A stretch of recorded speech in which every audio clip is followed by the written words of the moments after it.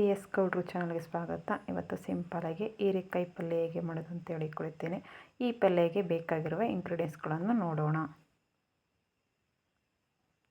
ಹೀರೆಕಾಯಿ ಒಂದು ಅರ್ಧ ಕೆ ಜಿ ಹೀರೆಕಾಯಿನ ಸಣ್ಣದಾಗಿ ಹಚ್ಕೊಂಡಿರೋದು, ಮೀಡಿಯಮ್ ಸೈಜ್ಗೆ ಹಚ್ಕೊಂಡಿದ್ದೀವಿ.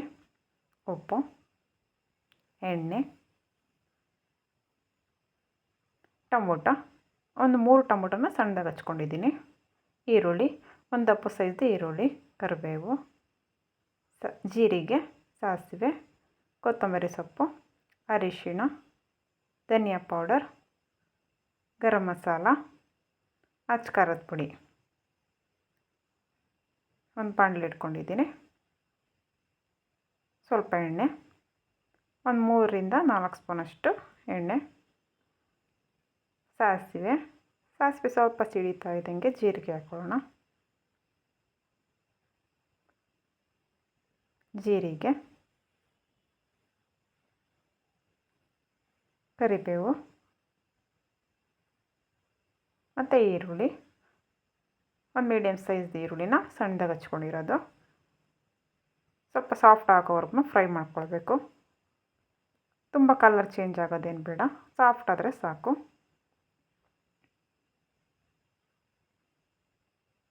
ಈರುಳ್ಳಿ ಎಲ್ಲ ಫ್ರೈ ಆಗಿದೆ. ಈಗ ಟೊಮೊಟೊ ಕೂಡ ಹಾಕ್ಕೊಳ್ಳೋಣ. ಟೊಮೊಟೊ ಕೂಡ ಸ್ವಲ್ಪ ಸಾಫ್ಟ್ ಆಗಬೇಕು. ಟೊಮೊಟೊ ಸಾಫ್ಟ್ ಆಗೋವರೆಗೂ ಫ್ರೈ ಮಾಡ್ಕೊಳ್ಬೇಕು.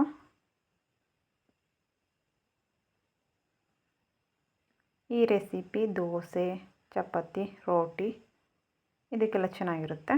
ಮತ್ತು ಊಟಕ್ಕೂ ಸೈಡ್ ಡಿಶ್ ಆಗಿ ಚೆನ್ನಾಗಿರುತ್ತೆ. ಟೊಮೊಟೊ ಎಲ್ಲ ಸಾಫ್ಟ್ ಆಗಿದೆ. ಟೊಮೊಟೊ ಸಾಫ್ಟ್ ಆದಮೇಲೆ ಹೀರೆಕಾಯಿ ಹಾಕ್ಕೊಳ್ಳೋಣ. ಒಂದು ಅರ್ಧ ಕೆ ಜಿ ಹೀರೆಕಾಯಿನ ಸಣ್ಣದಾಗಿ ಹಚ್ಕೊಂಡಿರೋದು. ಇದು ಕೂಡ ಸ್ವಲ್ಪ ಫ್ರೈ ಆಗೋವರೆಗೂ ಮಿಕ್ಸ್ ಮಾಡ್ಕೊಳ್ಳೋಣ. ಈರುಳ್ಳಿ, ಟೊಮೊಟೊ ಎಲ್ಲ ಹೀರೆಕಾಯಿಗೆಲ್ಲ ಹೊಂದ್ಕೊಳ್ಳೋವರೆಗೂ ಮಿಕ್ಸ್ ಮಾಡ್ಕೊಳ್ಬೇಕು. ಒಂದು 2ರಿಂದ 3 ನಿಮಿಷ ಬೇಯಿಸ್ಕೊಳ್ಬೇಕು. ಕ್ಲೋಸ್ ಮಾಡಿದ್ದೀನಿ. 2ರಿಂದ 3 ನಿಮಿಷ ಆದಮೇಲೆ ಓಪನ್ ಮಾಡ್ಕೊಳ್ಳೋಣ.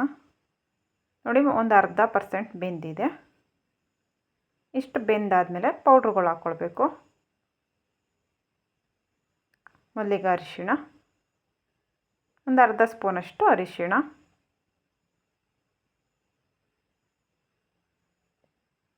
ಮತ್ತು ಅಚ್ಚ ಖಾರದ ಪುಡಿ, ಅದು ಕೂಡ ಒಂದು ಅರ್ಧ ಸ್ಪೂನಷ್ಟು. ಖಾರ ನೋಡಿಕೊಂಡು ನಿಮಗೆ ಖಾರ ಎಷ್ಟು ಬೇಕೋ ಅಷ್ಟನ್ನು ಹಾಕ್ಕೊಳ್ಬೇಕು.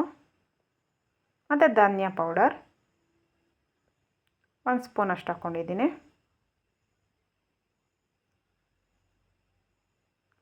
ಇದಿಷ್ಟು, ಮತ್ತು ಗರಂ ಮಸಾಲ ಒಂದು ಅರ್ಧ ಸ್ಪೂನಷ್ಟು ಗರಂ ಮಸಾಲ. ಇದನ್ನು ನೀಟಾಗಿ ಮಿಕ್ಸ್ ಮಾಡ್ಕೊಳ್ಳೋಣ.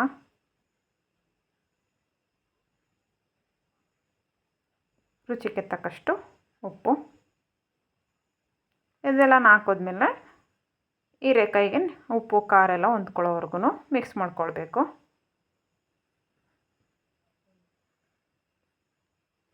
ಎಲ್ಲ ನೀಟಾಗಿ ಮಿಕ್ಸ್ ಮಾಡ್ಕೊಳ್ಳೋಣ.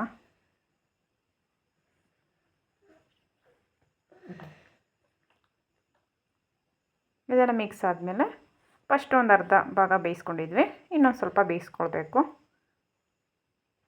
ಕ್ಲೋಸ್ ಮಾಡ್ಕೊಳ್ಳೋಣ. ಬೆಂದಿದೆ, ಓಪನ್ ಮಾಡ್ಕೊಳ್ಳೋಣ.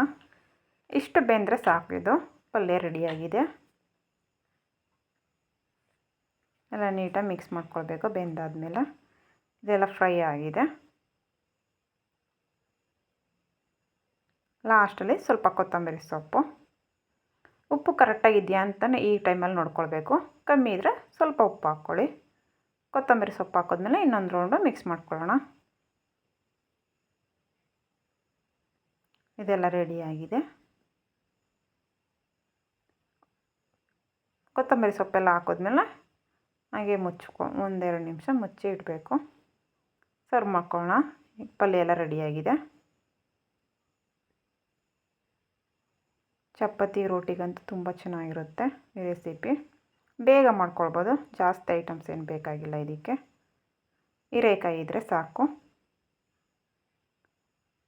ನೋಡಿ ಎಷ್ಟು ಚೆನ್ನಾಗಿ ಬಂದಿದೆ.